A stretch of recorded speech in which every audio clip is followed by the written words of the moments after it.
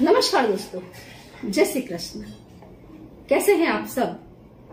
उम्मीद करती हूँ खुश होंगे, सुखी होंगे, संपन्न होंगे।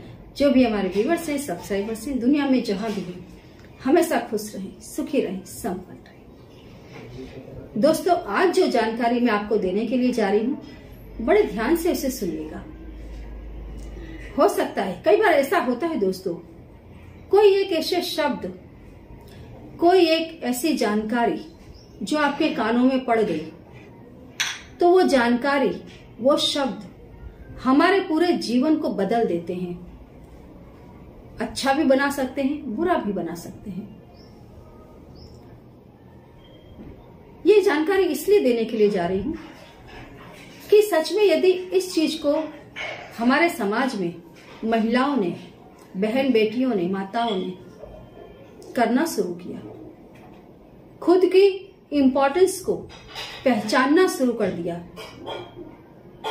दोस्तों जमाना बदल जाएगा। यदि हमें किसी समाज को बदलना है तो सबसे पहले ये जरूरी है कि हमें उस समाज की महिला को बदलना है। सबसे पहले एजुकेशन महिलाओं को देना चाहिए। यदि महिला के अंदर ज्ञान है, संस्कार है, तो वो अपने बच्चों को वैसा ही बनाती है।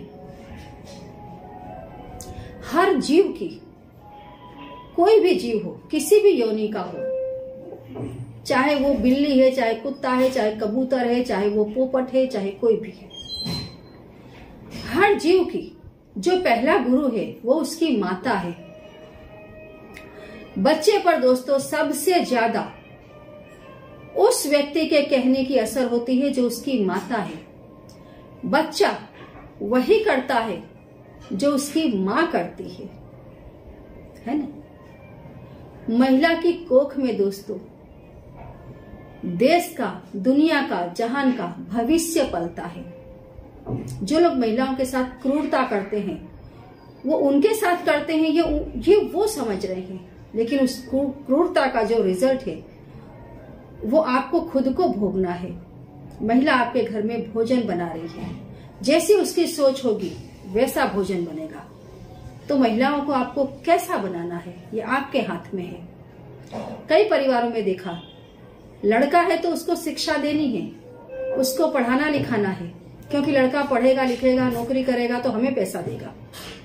लड़की को क्या पढ़ाना है? क्या वो हमारे घर रहेगी? नहीं, वो तो किसी और को कमा करके देगी। बिल्कुल, आप भी किसी के घर की लड़की को लेकर के आएंगे और उसके माता पिता ने भी यही सोचा होगा। तो जैसी लड़की आप किसी के घर में दे देंगे वैसी ही लड़की हो सकता है आपके घर में भी आ जाए। जो आप इस जमाने को दे रहे हैं वही आपको मिलना है ना। यदि दोस्तों महिला, आप देखना हमारे शास्त्रों में, पुराणों में जो महिलाएं सत्संगी थी, जिनके विचार उच्च थे, उन्होंने ऐसी संतानों को जन्म दिया जिन्होंने दुनिया बदल दी। कुछ एक ऐसी महिलाएं जिन्होंने अपनी महत्वाकांक्षा को पोषने के लिए, दुनिया से बदला लेने के लिए अपनी संतानों को तमाम प्रकार की कुशिक्षा, ईर्ष्या, जलन, दूसरे के प्रति हल्के विचारों से भर दिया और उन संतानों के जीवन में दुख ही दुख भर दिया। तो महिलाओं का जो दिमाग है बहुत ही शुद्ध होना चाहिए, साफ होना चाहिए, उच्च कक्षा का होना चाहिए। यदि ऐसा होगा तो देश का, दुनिया का भविष्य सच में बहुत सुंदर बनेगा। क्योंकि कोई भी महिला जो बोलती है उसमें दम होता है, क्योंकि उसमें सिर्फ ताकत नहीं होती है, प्रेम होता है। किसी भी चीज को प्रेम से अपने बच्चे को कोई समझा सकता है तो उसकी माता ही समझा सकती है। तो माताओं के विचार हमेशा उच्च होने चाहिए। जो भी महिलाएं हैं, ये दोस्तों जो मैं शब्द बोल रही हूं इसको ध्यान से सुन ले, क्योंकि इसके पीछे जो भावनाएं हैं बहुत बढ़िया हैं। इसको बोलना शुरू करें। खाना बनाने जाते हैं, रसोई बनाते समय बोले, गैस जलाते समय बोले, सुबह उठते ही बोले, मन ही मन जितना बोलेंगे आपका सौभाग्य चमकेगा। महिलाएं इस चीज को समझ पाएं या ना समझ पाएं, कई महिलाओं को मैंने देखा है मॉडर्न होने के चक्कर में उन्होंने न पति को पति रहने दिया, न बच्चों को बच्चे बनने दिया, बस खुद का ही सोचा, बाकी सबके भविष्य को खा डाला। ऐसा नहीं। यदि आपके घर में आप भी आगे बढ़ो, आपके पति को भी जितना सपोर्ट करना चाहिए उतना करो, बच्चों को जो सपोर्ट करना चाहिए वो भी करो, ये भी आपका धर्म है ना। आपका सौभाग्य सच में तब चमकता है जब आपका पूरा परिवार खुश होता है। चाहे इस बात को कई लोग समझ पाते हैं, कुछ नहीं समझ पाते हैं। समय रहते यदि व्यक्ति, कोई भी महिला इस चीज को समझ जाए कि मैं तभी खुश रह सकती हूँ जब मेरा परिवार खुश रहेगा, जब मेरा परिवार सच में उन्नति करेगा, मेरी उन्नति अपने आप होगी। ये शब्द दोस्तों दुर्गा सप्तशती के हैं। देहि में सौभाग्यम आरोग्यम, देहि में परमम सुखम, रूपम देहि जयम देहि, यशो देहि द्विषो जहि। हे मां जगदम्बा, मुझे आरोग्य दो। कोई भी महिला जब उसका स्वास्थ्य अच्छा होगा तो परिवार की वो सेवा बहुत अच्छे से कर पाती है, खुद के भी जो धर्म है उसको बहुत अच्छे से निभा पाती है। कई जगह महिलाओं का स्वास्थ्य यदि अच्छा नहीं है तो चाहते हुए भी वो काम वो नहीं कर पाती है जो करना चाहती है ना। देहि में सौभाग्यम आरोग्यम, तो आरोग्यम, आपका जो आरोग्य है वो अच्छा होना बहुत जरूरी है। सौभाग्य, सौभाग्य आपका अच्छा बने, मतलब जब आपने माँ जगदम्बा से सौभाग्य मांगा तो आपने उसमें मांगा अपने पति की उन्नति, अपने बच्चों की भी उन्नति, है ना। मुझे परम सुख दो। कई लोगों को तो पता ही नहीं कि परम सुख होता क्या है। यदि मैंने इस महीने इतने बच्चों को पढ़ा लिया, मैंने 20,000 रुपए कमा लिए तो मुझे सुख मिल गया। मैं 10 घर में जाकर के बैठ करके आ गई और 10 लोग नजर में अच्छी बन गई तो मुझे परम सुख मिल गया। परम सुख की भी हर व्यक्ति की अलग अलग परिभाषाएं हैं, लेकिन परम सुख सच में तभी आपको मिल सकता है जब आप अपने धर्म में खड़े रहोगे। धर्म में खड़े रहोगे और परम सुख आपको तब मिलेगा जब आपका पूरा परिवार उन्नति कर रहा होगा। त्याग दोस्तों सबके अंदर नहीं होता, लेकिन महिला ऐसी चीज है जिसके अंदर हर चीज कुदरत ने कूट कूट कर भरी है। तो परम सुख मांगे। परम सुख की परिभाषा आपको पता होनी चाहिए कि परम सुख क्या है।